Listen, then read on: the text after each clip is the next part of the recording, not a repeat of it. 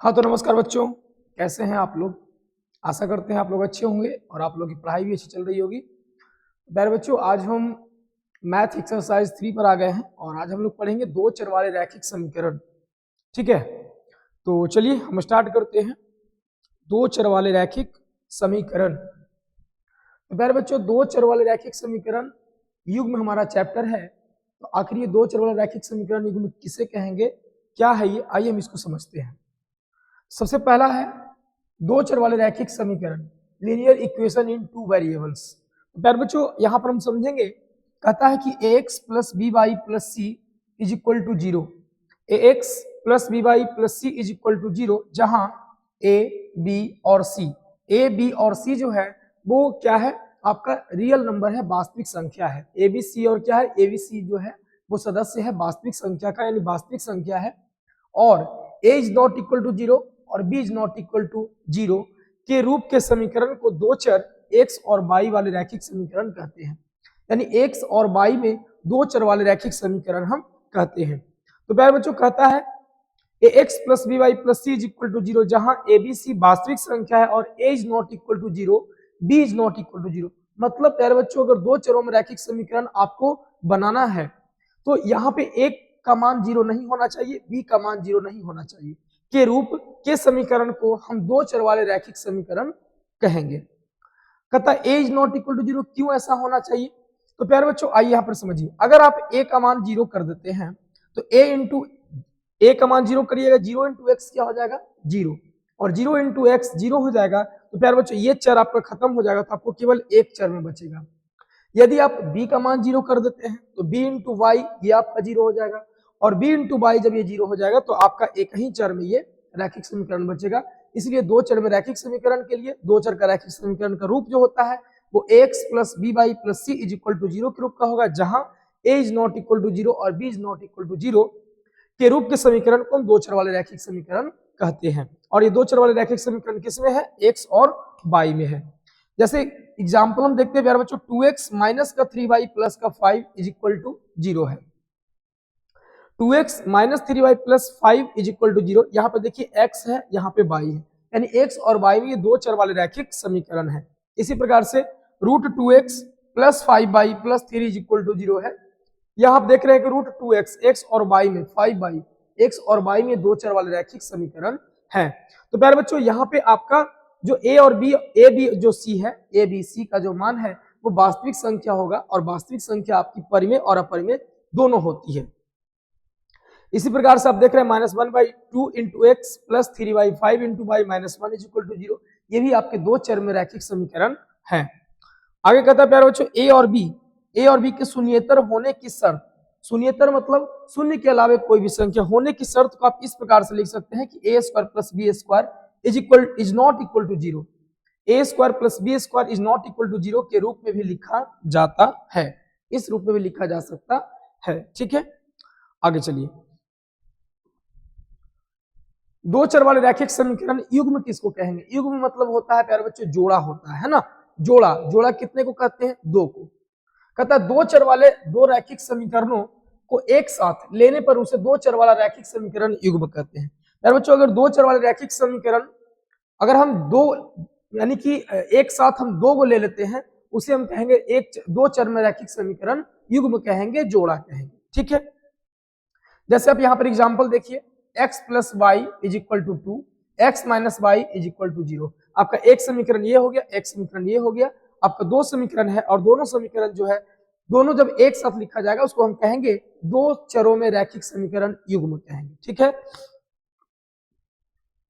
यहां देखेंगे 2x plus three Y is equal to 5, 3x minus Y is equal to zero, ये भी आपके दो चरों में रैखिक समीकरण है, और ये भी आपके दो चरों में रैखिक समीकरण है, दोनों एक साथ लिखा गया है, इसलिए हम इसे कहेंगे दो चरों में रैखिक समीकरण युग्म कहेंगे। ठीक है, कहता है प्यारे बच्चों कि दो चर x और y में रैखिक समीकरण युग्म का व्यापक रूप, रैखिक समीकरण युग्म का व्यापक रूप कैसा होगा, तो अगर दो चरों में रैखिक समीकरण युग्म को हम दर्शा रहे हैं, जोड़ा को दर्शा रहे हैं, तो लिखेंगे a1x plus b1y plus c1 is equal to zero, और दूसरे को लिखेंगे a2x plus b2y plus c2 is equal to zero. यानी प्यारे बच्चों दो समीकरण है, तो दोनों समीकरण को, एक को a1 B1 C1 इस प्रकार से लिखेंगे, एक को A2 B2 C2 इस प्रकार से लिखेंगे, ताकि आपको स्पष्ट हो जाए कौन इक्वेशन 1 का है कौन इक्वेशन 2 का है। ठीक है, यहां से आपको मान स्पष्ट हो जाएगा। कहता जहां A1 B1 C1 और A2 B2 C2 यार बच्चों वास्तविक संख्याएं हैं, ये जो है वास्तविक संख्याएं हैं और वास्तविक संख्या परिमेय और अपरिमेय दोनों हो सकती है। तो यहाँ पे A1 B1 C1 और A2 B2 C2 वास्तविक संख्याएं हैं, वो परिमेय और अपरिमेय दोनों हो सकती है, लेकिन चर आपका x और y यहाँ पे रहेगा। ठीक है, आगे बढ़ते हैं।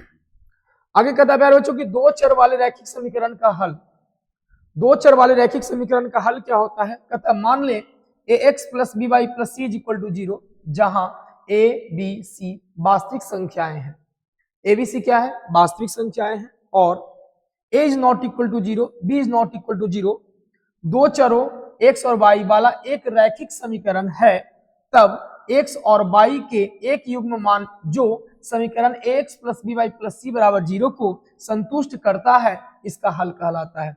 यानी प्यारे बच्चों सिंपल सा कहने का मतलब है कि अगर एक समीकरण दिया हुआ है और x और y का मान यदि हम पुट करते हैं, x और y का मान यदि हम पुट करते हैं और RHS के बराबर आ जाता है, तो हम कहेंगे कि वो उस समीकरण का हल है ना।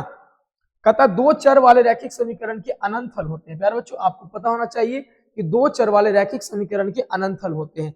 अब ये कैसे अनंत हल होते हैं हम आपको अच्छे प्रकार से समझाएंगे, आप वीडियो में बने रहिए, लगातार आप देखते रहिए। ठीक है, दो चर वाले रैखिक समीकरण के अनंत हल होते हैं, कैसे होते हैं हम आपको भी समझाएंगे। ठीक है ना, सबसे पहले हम एक एग्जाम्पल लिए है 2x प्लस 3y माइनस का 12 इज इक्वल टू 0, और यहाँ पे कुछ मान दिया हुआ है x बराबर 3 y बराबर 2। आइए प्यारे बच्चों हम यहाँ पे पुट करते हैं, रखकर देखते हैं। तो 2 इंटू एक्स का मान हमारा 3 है, प्लस 3 इंटू वाई का मान हमारा प्यारे बच्चों 2 है, माइनस का 12 है ना, इज इक्वल टू 0। यहां से 3 दूनी का 6 प्लस 3 दूनी का 6 माइनस का 12 इज इक्वल टू 0। 6 और 6 12 माइनस का 12 इज इक्वल टू 0। ये हो जाएगा 0 बराबर 0। प्यारे बच्चों LHS बराबर RHS आ गया, मतलब x बराबर 3 y बराबर 2 इस दो चरों में रैखिक समीकरण का हल है।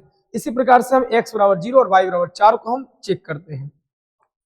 2x plus 3y minus 12 is equal to 0। x के जगह पर 0 रखना प्यारे बच्चों, 2 इंटू 0 प्लस 3 इंटू 4 माइनस का 12 इज इक्वल टू 0। यहां से आ जाएगा 0 प्लस 4 तिया 12 माइनस 12 इज इक्वल टू 0। 12 में से 12 घटेगा 0 इज इक्वल टू 0। यानी प्यारे बच्चों यहाँ पर LHS बराबर RHS आ गया, मतलब x बराबर 0 y बराबर 4 भी इस दो चरों में रैखिक समीकरण के हल हैं। यानी यहां से आपको स्पष्ट आया कि यदि कोई भी दो चर में रैखिक समीकरण दिया हुआ है और x और y का मान पुट करते हैं, जो हमारा RHS है उसके अगर इक्वल आ जाता है, तो हम कहेंगे कि वो दो चरों में रैखिक समीकरण के हल है। वो मान क्या है, उस जो है दो चरों में उस रैखिक समीकरण के हल है। ठीक है, आगे बढ़ते हैं।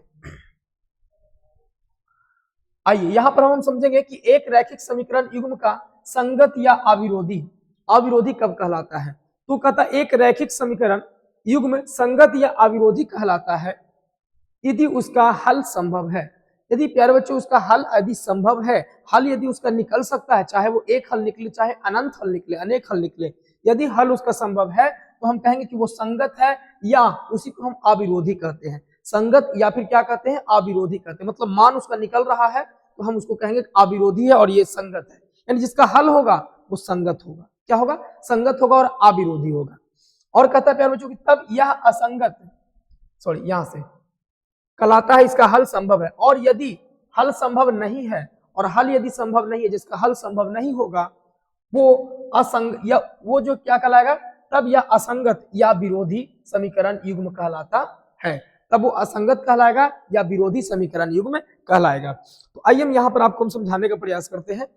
रैखिक समीकरण युग्म के हलों की संख्या, हलों की संख्या आपको दो चरों में रैखिक समीकरण युग्म यदि दिया हुआ है तो आप कैसे पता करेंगे कि इनके हल कितना होगा, है ना। एक हल होगा, अनंत हल होगा, या फिर इसका कोई हल नहीं होगा, ये आपको कैसे पता करना है।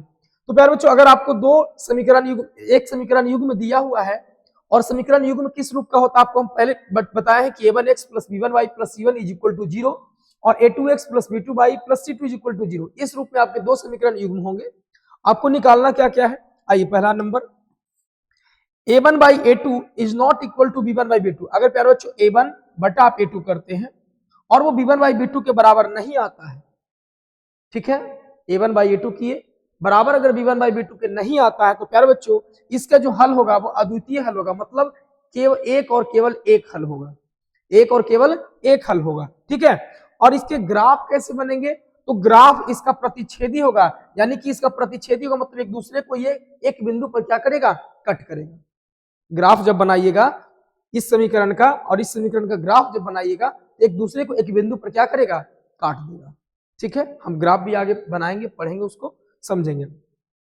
जब इसका हल है मतलब कैसा है, संगत, और संगत है ये कैसा है, अविरोधी, विरोध नहीं कर रहा है, संगत है तो अविरोधी हो जाएगा। इसी प्रकार से प्यारे बच्चों आप सेकंड चेक करते हैं, a1/a2 चेक करते हैं, बराबर हो जाता है b1/b2 के, तो आपको तीसरा भी चेक कर लेना है c1/c2, और तीनों यदि बराबर हो जाता है तो इसका अनंत हल होगा, और अनंत हल होगा तो इसका संपाती होगा। ग्राफ कैसा होगा, संपाती, एक कहीं के ऊपर दूसरा भी लाइन क्या होगा, इस प्रकार से जुड़ी मतलब पड़ी होगी। इसको संपाती है, इसी को बोलते आश्रित बोलते, एक दूसरे पर क्या है, आश्रित है, ये इस पर आश्रित है, ये इस प्रकार से संपाती हो जाएगा। और संपाती होगा तो इसका अनंत हल होगा, और अनंत जब हल होगा तो ये संगत होगा, और संगत होगा तो अविरोधी होगा। जब हल निकल रहा है तो संगत हल होंगे। इसी प्रकार से a1/a2 बराबर b1/b2 आप चेक किए, और ये दोनों बराबर आ गया तो आपको तीसरा भी चेक करना है c1/c2। अगर c1/c2 बराबर नहीं आता है तो इसका कोई हल नहीं होगा। a1/a2 is equal to b1/b2 is not equal to c1/c2, इसका कोई हल नहीं होगा। और ये कैसे होंगे, समानांतर होंगे, एक दूसरे के समानांतर होंगे, किसी बिंदु पर ये मिलेगा ही नहीं। जब किसी बिंदु पर मिलेगा नहीं तो इसके कोई हल नहीं निकल पाएंगे, और ये क्या हो जाएगा, असंगत, और असंगत होगा तो कैसा होगा, विरोधी, एक दूसरे का विरोध कर रहा है, ये इधर जा रहा है, ये इधर जा रहा है, कहीं पर भी एक दूसरे को काटेगा नहीं, तो एक दूसरे का क्या कर रहा है, विरोध कर रहा है, और इसका हल नहीं है तो असंभव हो जाएगा। ठीक है, सॉरी असंगत हो जाएगा। आगे चलते हैं प्यारे बच्चों,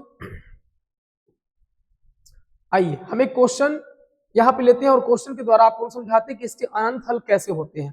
तो आपका जो है एग्जाम्पल है ये आपका एग्जाम्पल है 3.1 का एक्सरसाइज 3.1 का, ये आपका एग्जाम्पल है। उदाहरण नंबर सेकंड कहता है, रोमिला एक स्टेशनरी की दुकान में गई और 9 रुपये में 2 पेंसिल तथा 3 रबड़ खरीदी। उसकी सहेली सोनाली ने रोमिला के पास नई तरह की पेंसिल और रबड़ देखी, और उसने भी 18 रुपया में उसी तरह के 4 पेंसिल और 6 रबड़ खरीदी। इस स्थिति को बीजगणितीय तथा ग्राफीय रूपों में व्यक्त कीजिए। बीजगणितीय और ग्राफीय रूपों में केवल हमको क्या करना है प्यारे बच्चों, व्यक्त करना है। आइए हम व्यक्त करते हैं, चलिए देखते हैं। आपको क्वेश्चन स्पष्ट दिख रहा होगा, थोड़ा सा बड़ा कर दिया। चलिए, आपको क्या कहा गया है कि 9 रुपया खर्च करके 2 पेंसिल और 3 रबड़ खरीदती है। तो प्यारे बच्चों ये हम पढ़ रहे हैं 2 चरों में रैखिक समीकरण। तो सबसे पहले हम 2 चर मानते हैं, यहाँ पर हल करेंगे हम। सबसे पहले तो हमको क्या यहाँ पे निकालना है, बीजगणितीय रूप हमको पहले तो बनाना है ना, बीजगणितीय रूप बनाना है। तो हम यहाँ पे मानेंगे, माना कि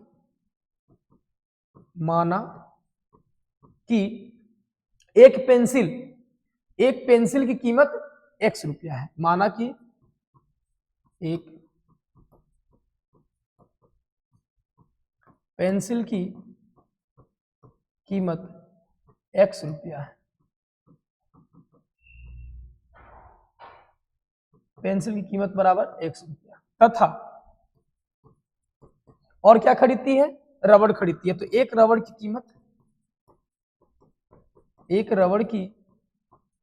कीमत हम मान लेते हैं कितना, 22 रुपया।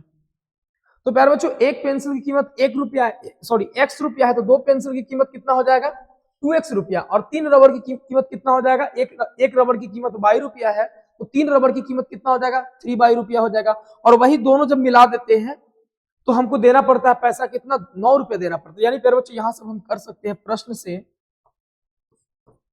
प्रश्न कहता है 2 पेंसिल, यानी एक पेंसिल की कीमत x रुपया, तो 2 पेंसिल की कीमत हमको हो जाएगा 2x रुपया।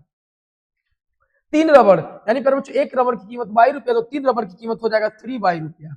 और ये दोनों को जब जोड़ देते हैं तो हमको पैसा देना पड़ता है, दोनों को ले लेते हैं तो 9 रुपया हमको पैसा देना पड़ता है। ये प्यारे बच्चों हमारा इक्वेशन क्या बन गया, फर्स्ट बन गया। इक्वेशन क्या आ गया, फर्स्ट आ गया। ठीक है, इसी प्रकार से अब हम यहां से चलेंगे दूसरा, पुनः प्रश्न से।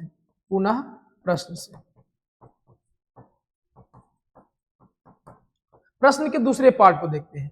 प्रश्न का दूसरा पार्ट कहता है कि 18 रुपया खर्च करता है, जिसमें 4 पेंसिल और 6 रबर खरीदती है।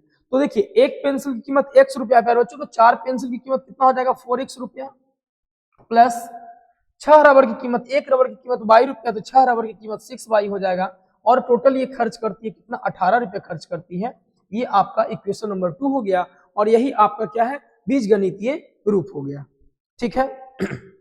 अब इस बीजगणितीय रूप से हमको ग्राफीय रूप बनाना है, यानी कि ग्राफीय या ज्यामितीय रूपों में क्या करना है, व्यक्त करना है, यानी कि ग्राफ बनाना है। अब आपको पता करना है ग्राफ के माध्यम से, किसके माध्यम से, ग्राफ के माध्यम से पता करना है कि इस दो चरों में रैखिक समीकरण युग्म जो बना है इसका कितने हल होंगे।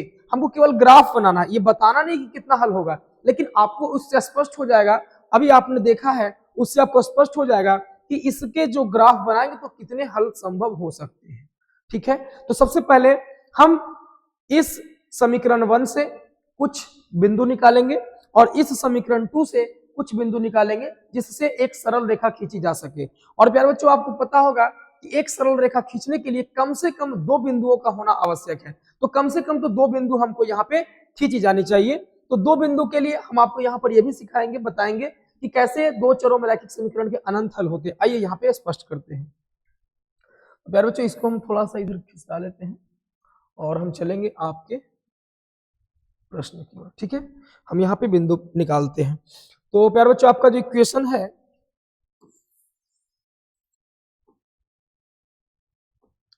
आइए पहला नंबर जो आपका इक्वेशन है,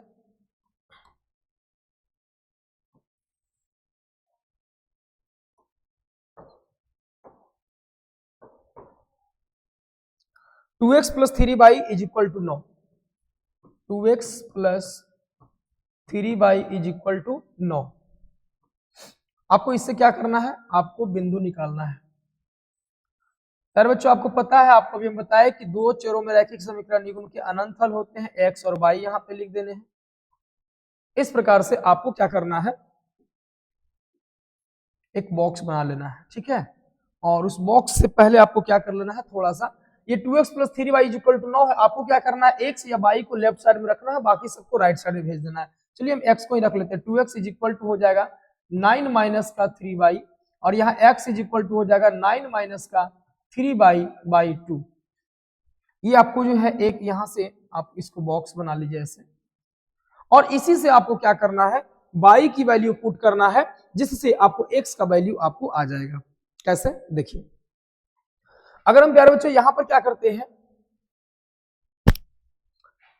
यदि हम y का मान 1 रखते हैं, y का मान 1 रखते हैं, प्यारे बच्चों आपको कोशिश करना है कि मान आप पूर्णांक में ही आए, वैल्यू को आप पूर्णांक में लाए तो ज्यादा बेहतर होगा, ग्राफ खींचने में आपको आसानी होगी। ठीक है, अगर y का मान हम 1 लेते हैं प्यारे बच्चों, 3 इंटू 1 3 हो जाएगा, 9 में से 3 माइनस होगा तो आपको आ जाएगा कितना, 6, और 6/2 कितना हो जाएगा, 3 हो जाएगा। ठीक है, आगे चलिए, यदि y का मान हम माइनस का 1 लेते हैं तो -1 इंटू -3 क्या हो जाएगा, प्लस का 3 हो जाएगा, और 9 प्लस 3 कितना हो जाएगा, 12, और 12 में अगर 2 से हम डिवाइड करेंगे तो ये हो जाएगा आपका 6 हो जाएगा। ठीक है, इसी प्रकार से और भी मान रखते जाइए। हालांकि अगर आपको एक रेखा खींचना था, उस रेखा के लिए हमारे पास 2 बिंदु काफी है, 2 बिंदु से हम एक सरल रेखा खींच सकते हैं लेकिन फिर भी हम आपको और भी बिंदु निकाल कर दिखाते हैं कि और भी बिंदु हम अनंत बिंदु निकाल सकते हैं। प्यारे बच्चों, y का मान आप रखते जाइएगा, आपको x का मान निकलते हुए चला जाएगा। ठीक है, जैसे आप और भी रखिए, देखिए आपका जो है बटा में भी आ सकता है, लेकिन आपको बटा में नहीं लेना है, चूंकि आप ग्राफ बनाइएगा तो वहां बटा में आपको थोड़ा सा प्रॉब्लम हो सकता है, थोड़ा सा प्रॉब्लम हो सकता है, गलत नहीं हो सकता है। ठीक है, तो हम कोशिश करते हैं कि पूर्णांक में आए। अगर हम प्यारे बच्चों यहाँ पर रखते हैं कितना, यहाँ पर रख दीजिए 3 हम रख देते हैं, y का मान हम लेते हैं कितना, 3 लेते हैं। तो प्यारे बच्चों, y का मान यदि हम 3 लेंगे तो 3 तिया का 9, और 9 में से 9 घट जाएगा, हो जाएगा 0, और 0 में अगर 2 से डिवाइड करेंगे तो हो जाएगा 0। तो प्यारे बच्चों, इस प्रकार से आप कुछ भी मान रख करके आप वैल्यू निकाल सकते हैं। y का मान आप यहाँ रखिएगा, x का मान आपको ऑटोमेटिक निकलता हुआ चला जाएगा। तो आप जितने सारे मान निकाल सकते हैं आप निकाल सकते हैं। ठीक है, उसके बाद हम निकालते हैं समीकरण 2 से कुछ मान निकाल लेते हैं। समीकरण 2 हमारा है ये, समीकरण 2 से भी हम कुछ मान निकाल लेते हैं। सबसे पहले तो आपको ये मान निकालने के लिए आप सीखिएगा, बड़ी अच्छे प्रकार से सीखिएगा किस प्रकार से हम मान निकाल रहे हैं।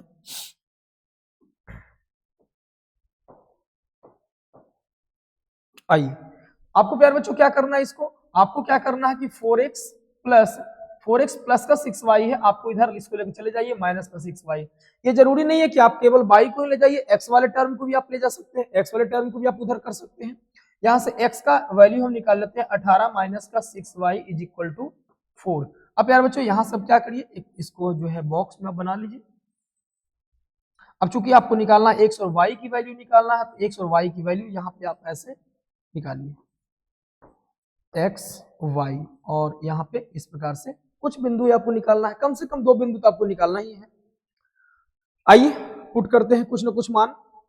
अगर हम प्यारे बच्चों यहाँ पे y का मान हम 1 पुट करते हैं, तो 1 y का मान यदि हम 1 पुट करते हैं तो आपका हो जाएगा 6 इंटू 1 6, और 18 में से 6 अगर माइनस हो जाएगा तो 12, और 4 से को डिवाइड करेंगे 12 में तो 4 तिया 12, यानी x का मान आ जाएगा 3।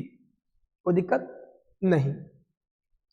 यदि y का मान हम पुट करते हैं -1, y का मान हम पुट करते हैं -1, तो -1 यदि हम पुट करेंगे तो माइनस इंटू माइनस प्लस हो जाएगा, 6 इंटू 1 6 प्लस में आ जाएगा, और 18 प्लस 6 24, 4 से डिवाइड करेंगे तो 4 छक्के 24।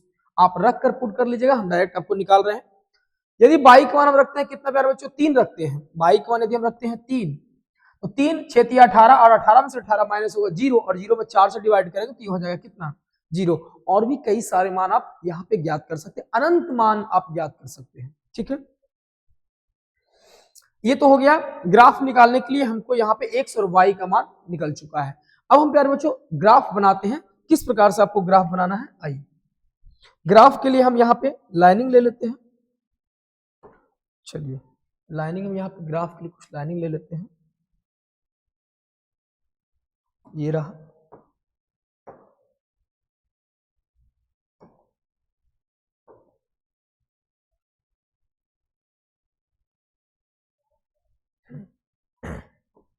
एक और यहां से खींच देते हैं।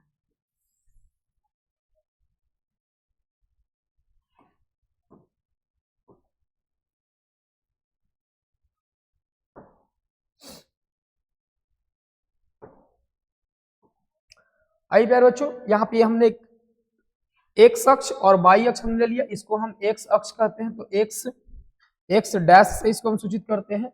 ये वाई अक्ष हुआ तो इसको हम वाई डैश से सूचित करते हैं, इसको हम कहते हैं एक्स अक्ष कहते हैं।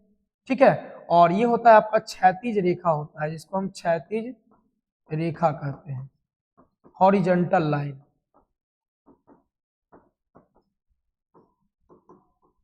Horizontal line. और ये प्यारे बच्चों आपको वाई अक्ष होता है, इसको वाई एक्सिस कहते हैं। ठीक है, और इसको हम कहते हैं उदग्र रेखा या ऊर्ध्वाधर रेखा भी कहते हैं, वर्टिकल लाइन कहते हैं, वर्टिकल लाइन इसको हम कहते हैं। इस पर हम क्या करते हैं 1 2 3 इस प्रकार से आप मान लेते हैं। तो प्यारे बच्चों ये आपका जो है वो मूल बिंदु है, इसको हम मूल बिंदु कहते हैं, और मूल बिंदु का जो नियामक होता है वो 0 और 0 होता है। ठीक है, मूल बिंदु का नियामक 0 0 होता है, x का मान 0 यहीं पर, y का मान भी 0 यहीं पर। अब हम क्या करते हैं, मूल बिंदु के दाईं ओर पॉजिटिव नंबर लिया जाता है, मूल बिंदु के बाईं ओर नेगेटिव नंबर लिया जाता है, मूल बिंदु के ऊपर पॉजिटिव नंबर और मूल बिंदु के नीचे नेगेटिव नंबर। तो आप यहां से ले लीजिए ऐसे 1 2 3 4 5। चलिए इतना में हमारा काम हो जाएगा। माइनस का 1, माइनस का 2, माइनस का 3, माइनस का 4, माइनस का 5। 1 2 3 4 5, -1, -2, -3, -4, माइनस का 5। यार बच्चों यहाँ पर आपका जो है ये आपका कंप्लीट हो चुका है, एक्स अक्ष और वाई अक्ष कंप्लीट हो चुका है। अब बारी है बिंदुओं को रखने की।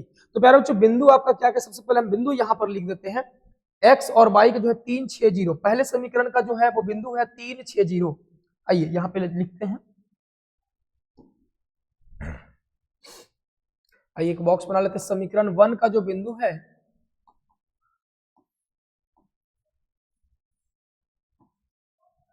x और y 3 6 0 और क्या है प्यारे बच्चों 3 6 0 1 माइनस 1 3 1 माइनस 1 एंड 3 है। इक्वेशन 2 की भी देख लेते हैं, इक्वेशन 2 की बात कर लेते हैं। समीकरण 2 से क्या क्या बिंदु हमको प्राप्त हुआ था?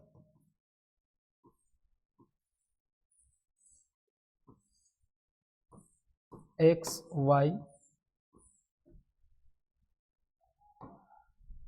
देखिए क्या था 3 6 0 और 1 माइनस 1 3 3 6 0 1 माइनस 1 और 3। यार बच्चों सेम बिंदु तो हमको सेम दिख रहा है, और जब बिंदु सेम दिख रहा है यानी जितने भी आप इसको बिंदु लीजिएगा ना वो सारे के सारे आपको सेम दिखेगा, और जब सेम दिख रहा है प्यारे बच्चों इसका मतलब है कि एक दूसरे के ऊपर संपाती होगा। हमको ग्राफ यहीं पर पता चल गया कि एक दूसरे के ऊपर क्या होगा, संपाती होगा। ठीक है, चेक करने के कई सारे जो है यहाँ पे विधि आपको है। तो चलिए यहाँ पर लिखते हैं 3 और 1 कैसे बिंदु को रखना वो आप सीखिए। x का मान 3 है, y का मान 1 है। तो x का मान 3 है तो आप x अक्ष पर ढूंढेंगे 3, और y का मान 1 है तो आप y अक्ष पर ढूंढेंगे क्या 1। तो x अक्ष पर 3 आपका यहाँ पे है और y अक्ष पे 1 आपका ऊपर में जाएंगे तो इसके सीध में यहाँ पर हो जाएगा आपका, देखिए यहाँ पे और यहाँ पे बिंदु आपका लोकेट हो जाएगा, और इस बिंदु का नाम दे देंगे हम क्या 3 1। पहले x अक्ष लिखाता है फिर y अक्ष लिखाता है। पहले x अक्ष 3 एंड 1 3 1। x अक्ष वाले को हम कहते हैं भुज और y अक्ष वाले को हम कहते हैं कोटि। x अक्ष वाले नियामक को हम कहते हैं भुज, y अक्ष वाले नियामक को हम कहते हैं कोटि, है ना। भुज को हम कहते हैं ऑर्डिनेट और कोटि को हम कहते हैं एब्सिस का कहते हैं। ठीक है, आगे 6 एंड माइनस 1। यार बच्चों यहाँ पे 6 और माइनस 1, तो चलिए 6 बना देते हैं, 6 नहीं था 6। x अक्ष पर 6 ढूंढेंगे और y अक्ष पर -1, तो -1 नीचे जाता है तो आप इसके सीध में आप यहाँ पे लगाएंगे 6 एंड माइनस का 1, और ऐसे इस प्रकार से बिंदु को आप लोकेट करेंगे। उसके बाद प्यारे बच्चों आपको देखना 0 एंड 3, तो x अक्ष पर 0 तो मूल बिंदु पर ही आएगा, और 3 है पॉजिटिव का 3 है तो यह जाएगा ऊपर, यहाँ इसी पर रेखा पर ही बन जाएगा, इसी पर बन जाएगा, क्या हो जाएगा 0 एंड 3 हो जाएगा। ठीक है प्यारे बच्चों, आप देखें अब इस बिंदु की बारी है, उसको हम सबसे पहले लिख देते हैं यहाँ पे, है ना, लाइनिंग खींच देते हैं, मिला देते हैं इसको हम।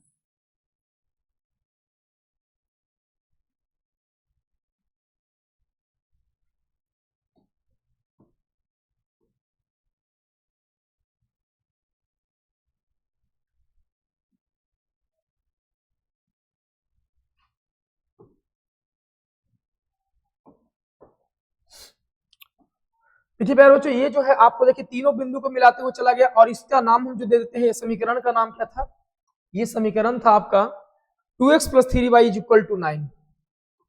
2x + 3y = 9, 2x + 3y = 9।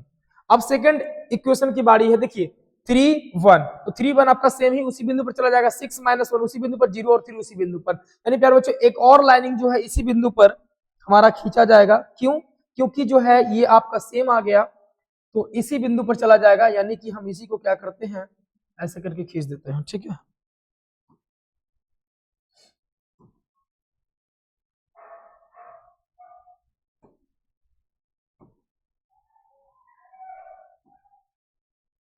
इसी बिंदु पर ये जो है आपको क्या करेगा, दोनों हल्का सा आपको दिखाते हुए दोनों इसी पर संपाती है ना।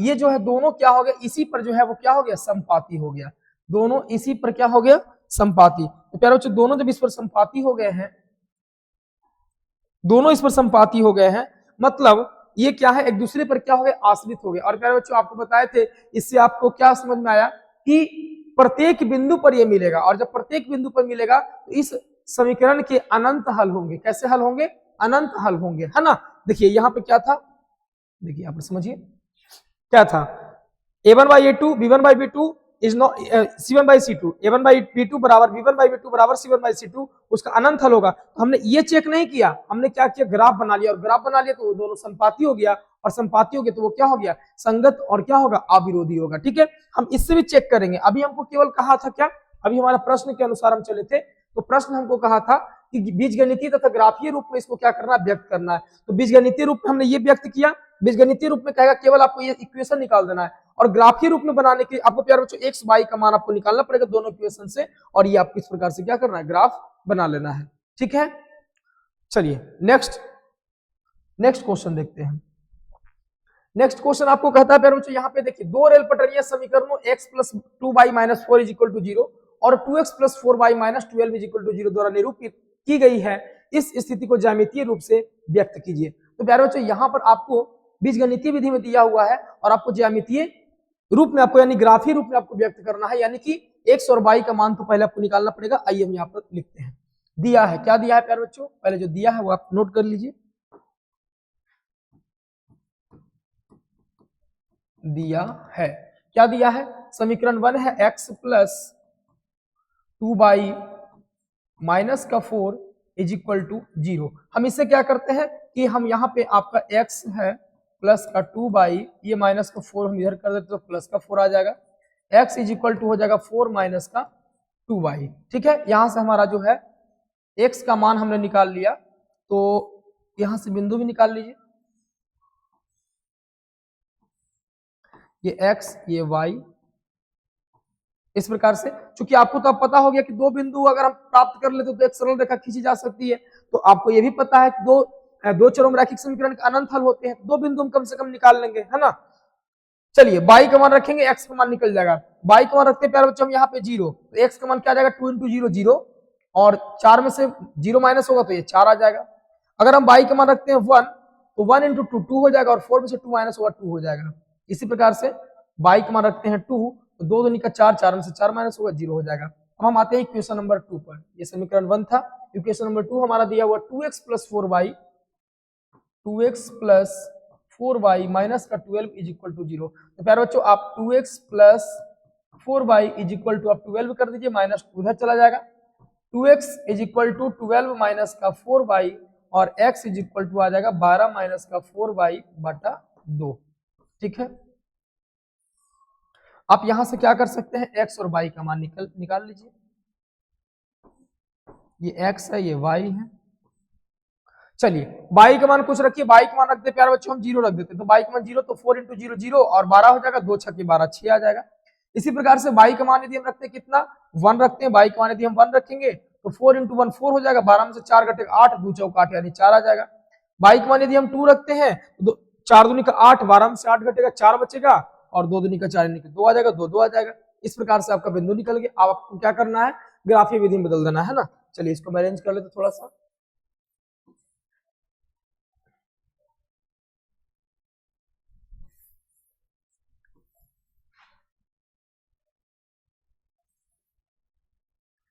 चलिए थोड़ा सा और अरेंज करना पड़ेगा इसको।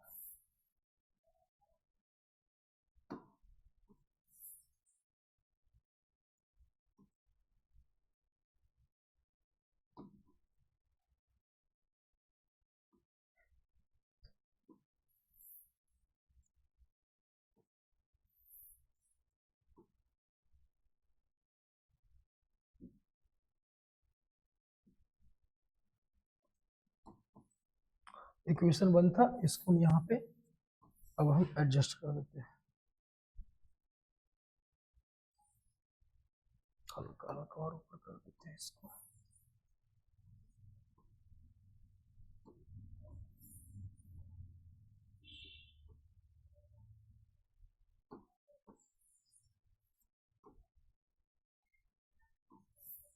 चलिए अब आपको स्पष्ट दिखेगा यहाँ पे।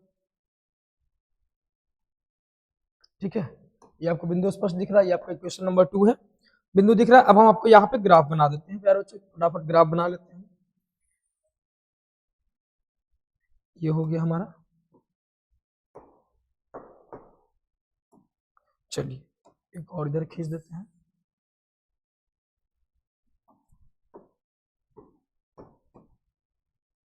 ये आपका मूल बिंदु हो गया, इधर पॉजिटिव नंबर होगा तो 1 2 3 4 5 6। इसको आपको ग्राफ कॉपी पर बनाना है। -1 -2 -3 -4 -5 -6 1 2 3 4 5, जितनी जरूरत है उतना आप ले लीजिए। -1 -2 -3 -4 -5। अब प्यारे बच्चों आपको क्या करना है, बिंदु को यहाँ पे लोकेट करिए। चलिए क्या है 4 0, x अक्ष पर 4 y अक्ष पर 0। प्यारे बच्चों x अक्ष पर 4 तो हम इधर ढूंढेंगे ना, और y अक्ष पर 0 तो इसी पर आ जाएगा, यानी कि बिंदु 4 0, तो आपको बन जाएगा इसी पर बन जाएगा 4 0। ये आपका हो गया 4 0। x अक्ष 4 y अक्ष 0 है, x अक्ष 4 y अक्ष 0 है। प्यारे बच्चों अगर y नियामक 0 हो जाए तो वो बिंदु x अक्ष पर दिखेगा, y नियामक 0 हो जाए तो वो बिंदु x अक्ष पर दिखेगा, और x नियामक 0 हो जाएगा तो वो बिंदु y अक्ष पर दिखेगा। ठीक है, चलिए आगे 2 1, x अक्ष पर 2 y अक्ष पर 1, तो x अक्ष पर 2 y अक्ष पर 1 आपका यहाँ पे आ जाएगा, ये आपका हो जाएगा 2 and 1। इसी प्रकार से 0 2, x अक्ष पर 0 y अक्ष पर 2 इधर हो जाएगा, x अक्ष पर 0 y अक्ष पर 2, 0 and 2। इसको हम एक लाइन खींच लेते हैं यहाँ पे।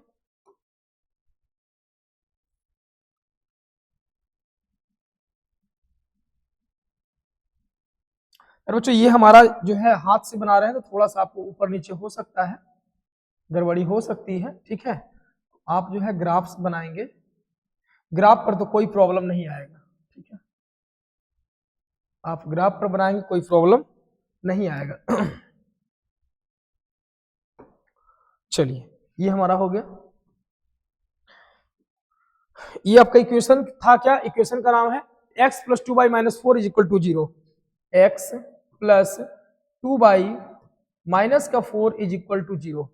इसी प्रकार से नेक्स्ट हम इक्वेशन बनाते हैं, ग्राफ बनाते हैं 6 0, x का मान 6 y का मान 0। देखिए यहाँ पे x का मान 6 y का मान 0, तो x का मान 6 y का मान 0 कहाँ हो जाएगा, x का मान 6 y का मान 0, तो y का मान x का मान 6 y का मान 0, तो इसी बिंदु पर बन जाएगा x का मान 6 y का मान 0।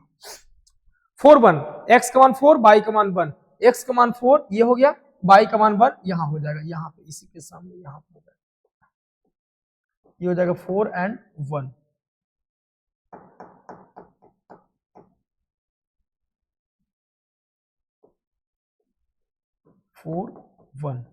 ठीक है, इसी प्रकार से नेक्स्ट है 2 2, x का मान भी 2 y का मान भी 2, x का मान भी 2 एंड y का मान भी 2, यहां पे आ जाएगा आपका x का मान 2 y का मान 2। लाइन खींच दीजिए, चलिए लाइन खींच देते हैं। तीनों बिंदुओं को मिलाते हुए एक लाइन हम ड्रॉ करेंगे। प्यारे बच्चों देख रहे हैं आप यहाँ पे तीनों बिंदुओं को मिलाते हुए हमने एक लाइन ड्रॉ किया, और ये समीकरण था आपका, क्या था कि 2x + 4y - का 12 = 0, 2x + 4y ये आपका इक्वेशन था, 2x + 4y - 12 = 0, ये आपका समीकरण था। और देख पा रहे हैं आप क्या, आप इसको थोड़ा सा इधर कर लीजिए तो आ जाएगा, ये हो जाएगा आपका x + 2y - 4 = 0, और ये हो जाएगा आपका 2x + 4y - का 12 = 0। और प्यारे बच्चों इस प्रकार से आप ग्राफ देख रहे हैं कि दोनों एक दूसरे के समानांतर है, और एक दूसरे के समानांतर इसका मतलब होगा कि इसका कोई हल नहीं होगा, तो आपको केवल ग्राफ बनाकर दिखाना था, और ये आपका क्या हो गया, ग्राफ हो गया। ठीक है, कोई दिक्कत यहां तक में, किसी भी बच्चा को कोई दिक्कत यहां पर तक में नहीं ना है। चलिए, तो इस प्रकार से भी आप जो है ग्राफ के द्वारा भी आप बता सकते हैं कि इस प्रश्न के कितने हल होंगे, जो आपके दो चरों रैखिक समीकरण युग्म है उनके हल होंगे कि नहीं होंगे, अगर होंगे तो कितने हल होंगे। फिर बच्चों आप इसी को a1/a2 और b1/b2 और c1/c2 करके भी आप मान बता सकते हैं कि इसका हल होगा कि हल नहीं होगा, डायरेक्ट आप इसको चेक कर सकते हैं। ठीक है, तो अगर आपको यहां तक समझ में आया है तो प्यारे बच्चों आप पहले इतना क्लियर कर लीजिए। हम चैप्टर को जो है वो कल हम नेक्स्ट वीडियो में हम बताएंगे, स्टार्ट करेंगे। तब तक के लिए आप इतना प्रैक्टिस कीजिए। अगर आपको समझ में अगर आया है तो आप यस कमेंट में जरूर लिखें कि हमको समझ में आ गया है, तब हम नेक्स्ट वीडियो में जो है आपको लिए इसके जो है एक्सरसाइज लेकर के आ जाएंगे। ठीक है, तब तक के लिए बाय, मिलते हैं नेक्स्ट वीडियो में। चलिए धन्यवाद।